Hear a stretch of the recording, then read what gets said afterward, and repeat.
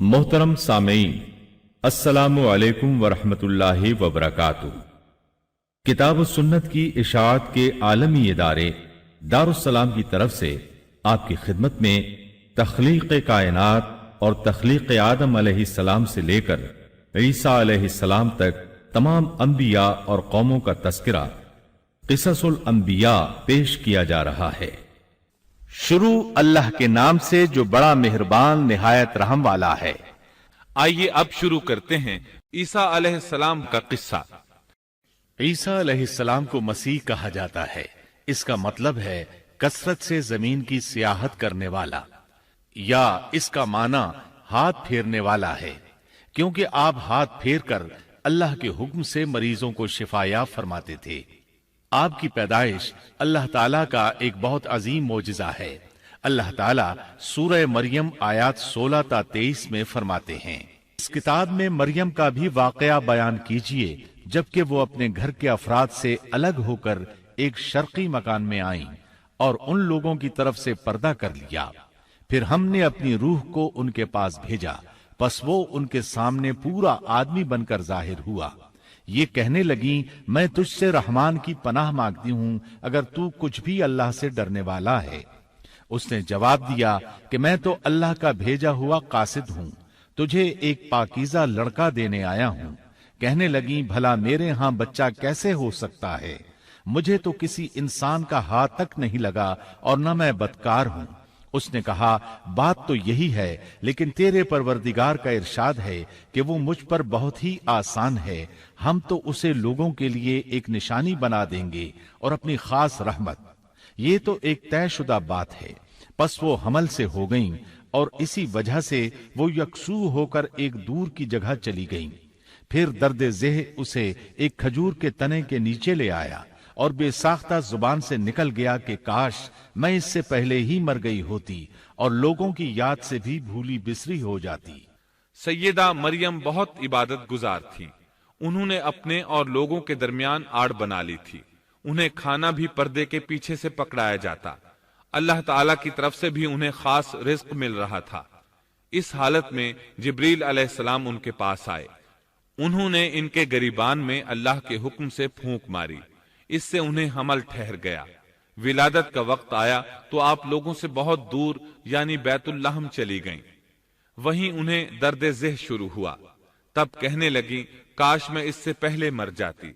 अल्लाह ताला की तरफ से इरशाद हुआ, सूरह मरियम आयत 24 ता 28 में है। इतने में उसे नीचे से ही आवाज दी कि आजुर्दा खातिर न हो, तेरे रब ने तेरे पांव तले एक चश्मा जारी कर दिया है और इस खजूर के तने को अपनी तरफ हिला, ये तेरे सामने तरोताजा पक्की खजूरें गिरा देगा। अब चैन से खा पी और आंखें ठंडी रख। अगर तुझे कोई इंसान नजर पड़ जाए तो कह देना कि मैंने अल्लाह रहमान के नाम का रोजा मान रखा है। मैं आज किसी शख्स से बात न करूंगी। अब ईसा को लिए हुए वह अपनी कौम के पास आईं। सब कहने लगे, मरियम तूने बड़ी बुरी हरकत की। ऐ हारून की बहन, न तो तेरा बाप बुरा आदमी था और न तेरी माँ बदकार थी। यहाँ हारून से मुराद मूसा अलैहिस्सलाम के भाई हारून अलैहिस्सलाम मुराद नहीं, बल्कि मरियम अलैहिस्सलाम के एक भाई का नाम हारून था। कौम की बातें सुनकर मरियम अलैहिस्सलाम खामोश रही और बच्चे की तरफ इशारा कर दिया कि इससे बात कर लो। वो कहने लगे, भला गोद का बच्चा कैसे बात कर सकता है? सूरह मरियम आयत 29 में है। मरियम ने अपने बच्चे की तरफ इशारा किया। सब कहने लगे, लो भला हम गोद के बच्चे से कैसे बात करें? उस वक्त अजीम मौजज़ा रूनुमा हुआ। सूरह मरियम आयत 30 ता 33 में है। बच्चा बोल उठा, मैं अल्लाह ताला का बंदा हूं।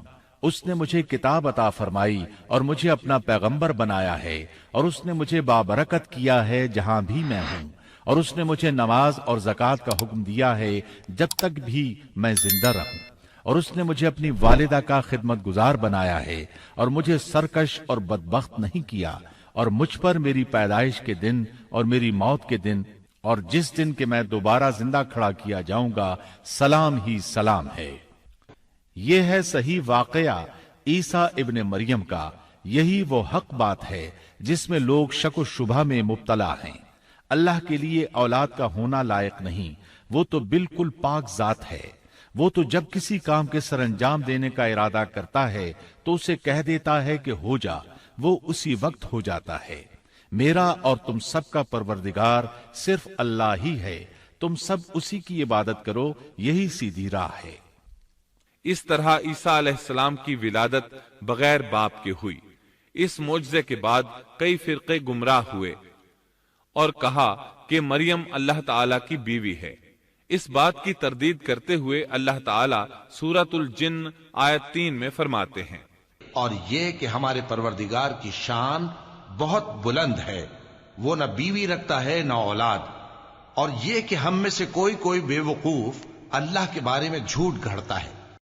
اللہ تعالیٰ سورۃ المائدہ آیات 72 تا 75 میں فرماتے ہیں، بے شک وہ لوگ کافر ہو گئے جن کا قول ہے کہ مسیح ابن مریم ہی اللہ ہے، حالانکہ خود مسیح نے ان سے کہا تھا کہ اے بنی اسرائیل، اللہ ہی کی عبادت کرو جو میرا اور تمہارا سب کا رب ہے۔ یقین مانو کہ جو شخص اللہ کے ساتھ شریک ٹھہراتا ہے، اللہ تعالیٰ نے اس پر جنت حرام کر دی ہے، اس کا ٹھکانہ جہنم ہی ہے، اور گناہ گاروں کی مدد کرنے والا کوئی نہ ہوگا۔ وہ لوگ بھی یقیناً کافر ہو گئے جنہوں نے کہا اللہ 3 میں سے تیسرا ہے۔ دراصل اللہ تعالیٰ کے سوا کوئی معبود نہیں۔ اگر یہ لوگ اپنے اس قول سے باز نہ رہے تو ان میں سے جو کفر پر رہیں گے انہیں المناک عذاب ضرور پہنچیں گے۔ یہ لوگ اللہ تعالیٰ کی طرف کیوں نہیں جھکتے اور استغفار کیوں نہیں کرتے؟ اللہ تعالیٰ تو بہت ہی بخشنے والا اور بڑا ہی مہربان ہے۔ مسیح ابن مریم سوائے پیغمبر ہونے کے اور کچھ بھی نہیں۔ ان سے پہلے بھی بہت سے پیغمبر گزر چکے ہیں۔ ان کی والدہ ایک راست باز عورت تھیں، دونوں ماں بیٹا کھانا بھی کھایا کرتے تھے۔ آپ دیکھیے کہ کس طرح ہم ان کے سامنے دلیلیں رکھتے ہیں، پھر غور کیجئے کہ کس طرح وہ پھرے جاتے ہیں۔ اللہ تعالیٰ نے ان آیات میں عیسائیوں کے عقیدے کا رد کیا ہے، کیونکہ وہ مریم اور عیسیٰ علیہ السلام کو بھی اللہ کا حصہ مانتے ہیں۔ سورہ اخلاص میں بھی ان کے عقیدے کا ان الفاظ میں رد کیا گیا ہے۔ آپ کہہ دیجئے وہ اللہ ایک ہے، اللہ بے نیاز ہے، نہ اس سے کوئی پیدا ہوا اور نہ وہ کسی سے پیدا ہوا، اور نہ کوئی اس کا ہمسر ہے۔ لوگوں نے جب مریم علیہ السلام پر تہمت لگائی، انہیں بدکار کہا، تب اللہ نے فرمایا، سورۃ النساء آیت 156 میں ہے، اور ان کے کفر کے باعث اور مریم پر بہت بڑا بہتان باندھنے کے باعث ہم نے ان پر لعنت کی۔ اسی طرح سورہ آل عمران آیت 59 میں اللہ تعالیٰ فرماتے ہیں، اللہ کے نزدیک عیسیٰ کی مثال ہو بہو آدم کی مثال ہے، جسے مٹی سے پیدا کر کے کہہ دیا کہ ہو جا، پس وہ ہو گیا۔ عیسائیوں کا مریم اور عیسیٰ علیہ السلام کے بارے میں یہ بہت بڑا جھوٹ ہے کہ عیسیٰ علیہ السلام اللہ کے بیٹے اور مریم اللہ کی بیوی ہیں۔ اللہ تعالیٰ سورہ مریم آیت 88 تا 95 میں فرماتے ہیں، ان کا قول تو یہ ہے کہ اللہ رحمان نے بھی اولاد اختیار کی ہے۔ یقیناً تم بہت بری اور بھاری چیز لائے ہو۔ قریب ہے کہ اس بہتان کی وجہ سے آسمان پھٹ جائیں اور زمین شق ہو جائے اور پہاڑ ریزہ ریزہ ہو جائیں کہ وہ رحمان کی اولاد ثابت کرنے بیٹھیں۔ شان رحمان کے لائق نہیں کہ وہ اولاد رکھے۔ آسمانوں اور زمین میں جو بھی ہیں سب کے سب اللہ کے غلام بن کر ہی آنے والے ہیں۔ ان سب کو اس نے گھیر رکھا ہے اور سب کو پوری طرح گن بھی رکھا ہے۔ یہ سارے کے سارے قیامت کے دن اکیلے اس کے پاس حاضر ہونے والے ہیں۔ اللہ تعالیٰ سورۃ الانعام آیت 101 میں فرماتے ہیں، وہ آسمانوں اور زمین کا موجد ہے۔ اللہ تعالیٰ کے ہاں اولاد کہاں ہو سکتی ہے؟ حالانکہ